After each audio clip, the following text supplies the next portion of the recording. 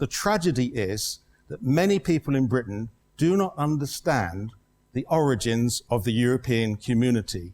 They think, because this is what they've been told, it was just about trade. It wasn't.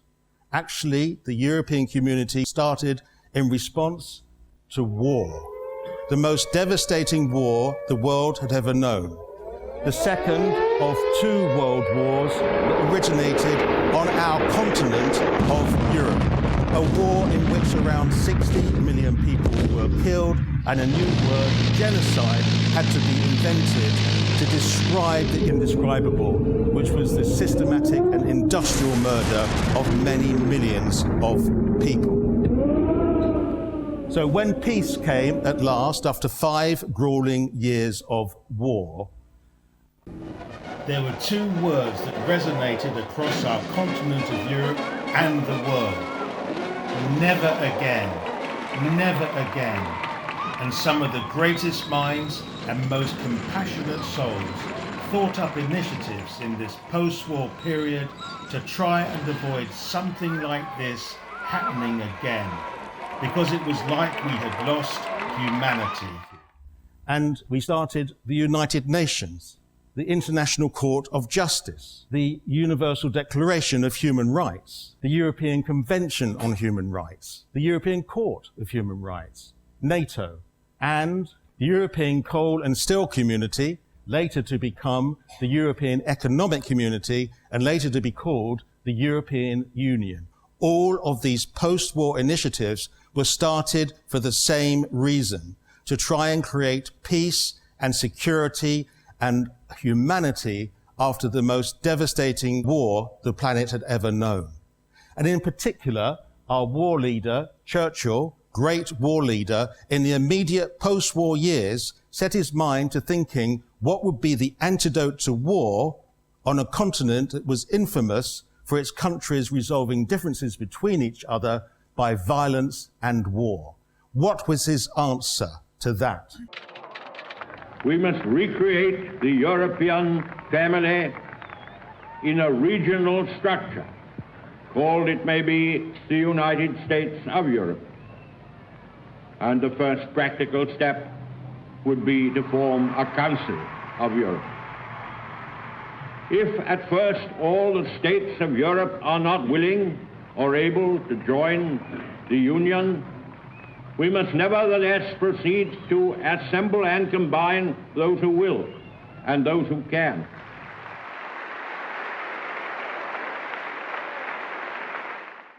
So it was Churchill's idea, among others, to have a union of Europe as a whole. He is recognized as one of the 11 founders of today's European Union. And although at that particular time he didn't envisage Britain being a member, he was later to change his mind. We cannot aim at anything less than the union of Europe as a whole, and we look forward with confidence to the day when that union will be achieved.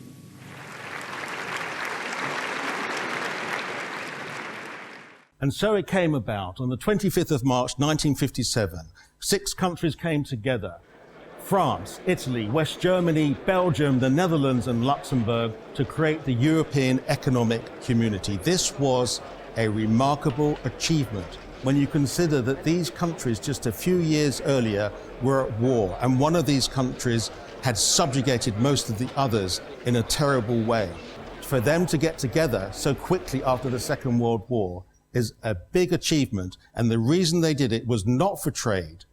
Trade was the means, but the goal was peace. Peace on our continent.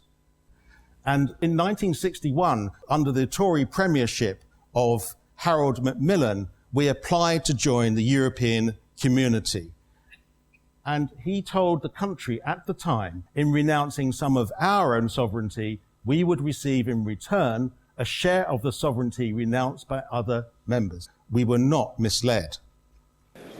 Messieurs, nous allons procéder à la signature des actes. And then, in 1972, Tory Prime Minister Edward Heath signed the EEC Treaty of Accession following 6 days of debate in Parliament.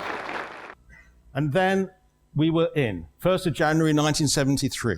We had joined. And notice the headlines in the newspapers then, who in the main were all pro our being in the European community. And then, in 1975, Prime Minister Harold Wilson, the Labour Prime Minister, decided to have a referendum similar to the one we had in 2016.